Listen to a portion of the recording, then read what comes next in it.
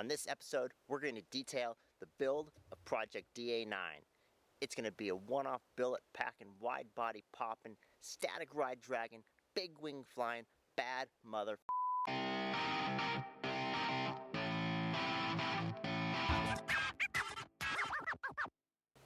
Welcome back to the vlog. I'm Matthew Salmi. This is Idea Ride Garage, and that is Project DA9. Project DA9 is going to be a wild billet aluminum, wide body build. I can't wait to get started on it. Before I get into all the details on this build, I'll give you a little history and backstory of the car since I've owned it, how I got it. So let's get started. So Project DA9 is a 1993 Acura Integra RS, which was the base model. At the time I was driving a 1998 Dodge Dakota. I had bought it brand new, but it had a lot of miles on it, 220,000 or so. I was really looking for something different, and I wanted an import car, tuner car, something fun to drive. I also had at the time my previous daily driver, which was a 1960 Ford F100. I didn't need that many projects. I didn't have the time or the money to work on it or a place to put it, so I put the F100 up for sale. And someone offered me a trade for this Acura Integra, said let's do it, and I drove home the Acura Integra. When I got home, I put the Dodge Dakota up for sale because it was going to pay for parts to fix everything that was wrong with the Acura when I bought it. When I bought Project DA9, it had some ugly 17-inch wheels on it. They were missing the lug nut covers. Turns out one of them was cracked. 3 different tires on it. It had some cheap coilovers on it. So with the sale of the Dodge Dakota, I was able to buy some Roto RBs, new tires. We put some Tane basic coilovers on it. Bought all urethane bushings to rebuild the suspension. Put a strut tower brace in it, Fidanza aluminum flywheel, and a clutch that you could actually drive on the streets. But now, we're going to completely rebuild the car, and it's going to be pretty crazy. So I've decided to build this car into a crazy wide body. We're going to do billet aluminum wide body. So whether you want to call it a wide body, over fenders, fender flares, we're going to machine them out of billet aluminum. So what we're going to do is we're going to 3D scan the fenders and the quarter panels, design the wide body, 3D CAD, probably going to 3D print it. That'll let me fit it up, make sure it's all right, drill the holes, and then we'll machine it out of billet aluminum. It's going to be a little bit of a process. It's going to be worth it, and I'm pretty sure it will be a world's first. I love the Roto RB wheels, one of my favorite styles of wheels, but they're 15 by 8, they're not wide enough, the offset won't work with a wide body, so I'm looking at buying Vors VR3s in candy gold. I'm going to have a thing for gold wheels. We're going to keep the 225/50s, give them a little bit of stretch.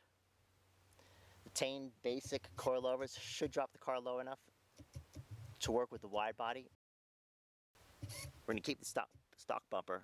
We're definitely going to put a lip on it, and most likely a splitter, because you got to have a splitter.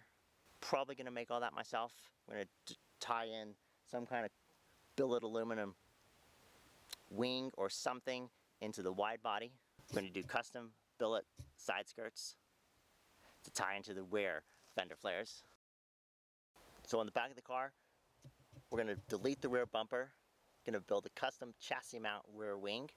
I love the look of a chassis mount rear wing. Has a single exhaust right now. I'm hoping to run dual outlets. Just looks better, more symmetrical.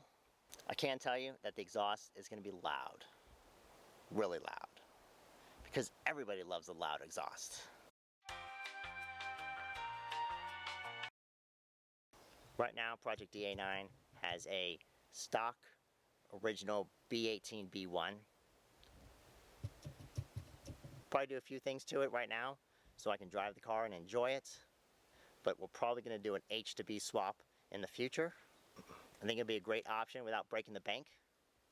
As much as I might like to do a K-Series 6-speed swap, we'll do an H to B swap.